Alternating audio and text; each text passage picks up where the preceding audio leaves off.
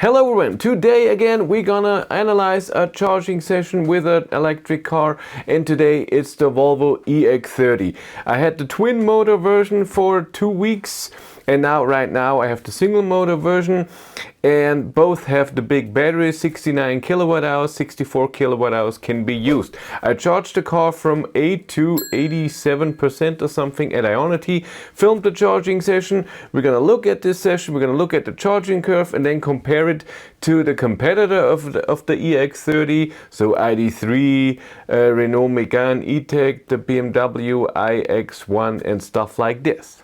If you need an overview of your monthly cost for your EV, if you want to see all of your charging sessions, how fast did you charge, what was your peak, how many kilowatt hours did you charge on a charging session, all of your trips, what was your average consumption, how many kilometers from where to where did you go, and all of these things, then Tronity is exactly what you need. You can connect Tronity to your car, a lot of cars are supported, and then with the app or in a browser you can see all of this information. You can also have a 100% tax compliant driver's logbook. My viewers get 25% off if they use the link in the description below. And here we have the charging session. We start at 8% and I only get 60 kilowatt, 62 kilowatt, and then whoop, here at 12-13% it goes up to 154 kilowatt.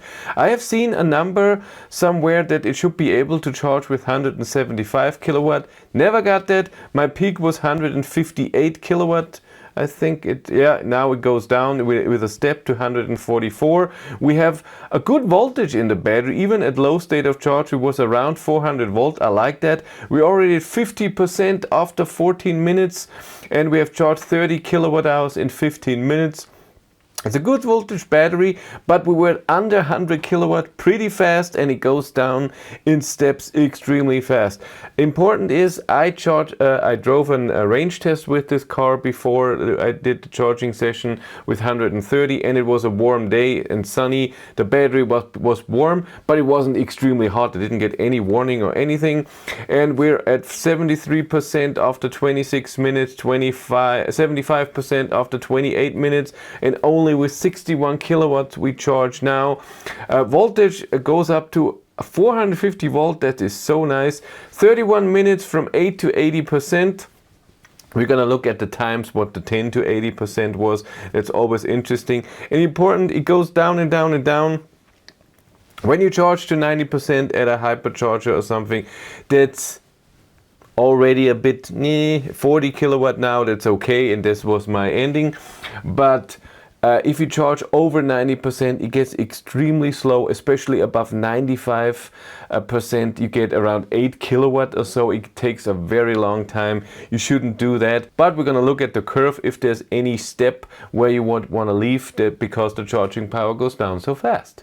Here I have the charging curve, and by the way, if someone wants to know more detail, here on the left is the time, the state of charge, the power, and the kilowatt hours charged that I have seen from Ionity, and this is for every minute. I put this all in here, and this is how this curve is shown. As we have seen, first 60 to 62 kilowatt, then up to 154, peak to 158, and then in steps, and you can see them very well, as whoop, whoop, whoop.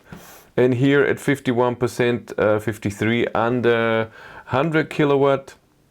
And then around here it goes up, and you can see even at 79% it jumps then down to 39 kilowatt, and I think at 79% this is where you should leave. You still get 60 kilowatt at around 80%, which is good, but then afterwards you have around 40, and like I said, above 90, oh my god, leave, and that's okay. That's really okay. So it's a good charging curve, and you have nice little steps so you know where you are.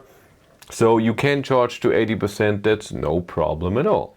Now to compare the EX30 to other cars. I have 4 curves in here. Blue is the EX30, red is the Renault Maingau E-Tech, the big battery, 60 kilowatt hours.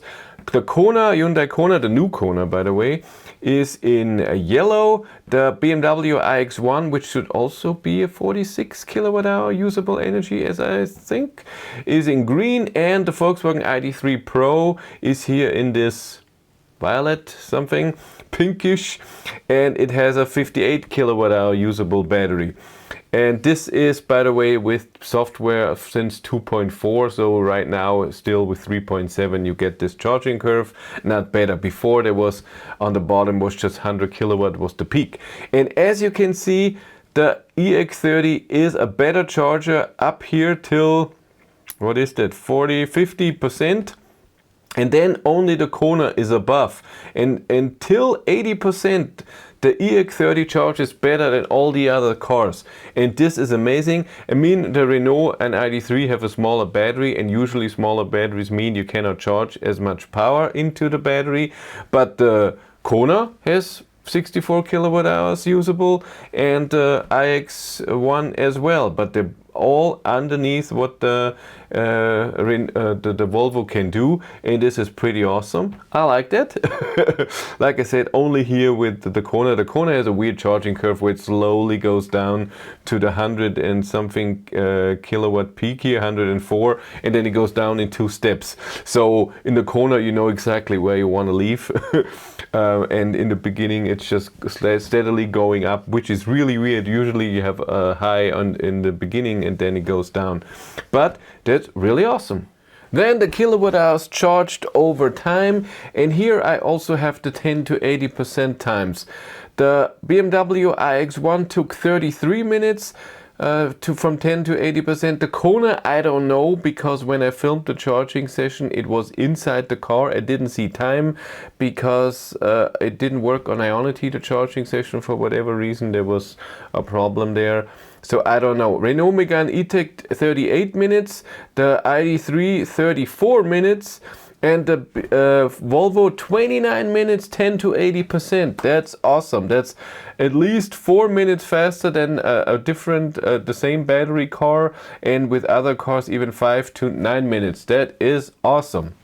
But when we look at the kilowatt hours charged, again in blue EX30, why is that? It says Ioniq 6, it's not, it's an Id.3.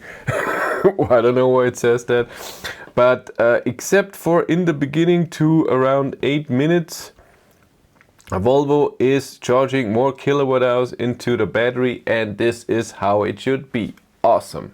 And the last thing, how much range is added into the car over time. We have the EX30 in blue, Id.3 in red, Megane E-Tech in yellow, and the BMW iX1 in green.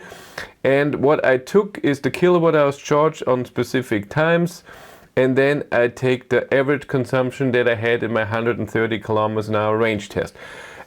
Today I haven't done the range test at this speed with the single motor version, only with the twin motor version, and I'm guessing it has a higher consumption in the single motor.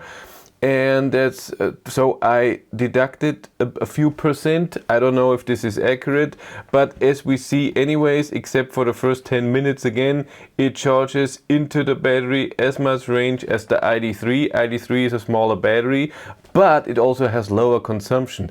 And today I did a test, an Id.3 with 20-inch wheels against the single motor EX30 with 19-inch wheels. And I've seen lower consumption Id.3. If you want to know more detail, check out the video, it's coming soon.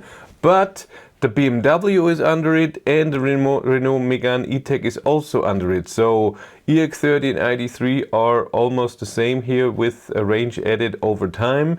And since your charge is so amazing, that's great. Good car, good charging session.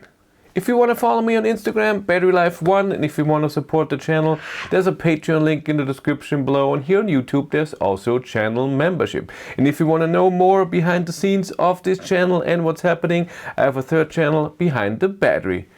But that's it for me. Thank you very much for watching. Have a great day and take care. Bye!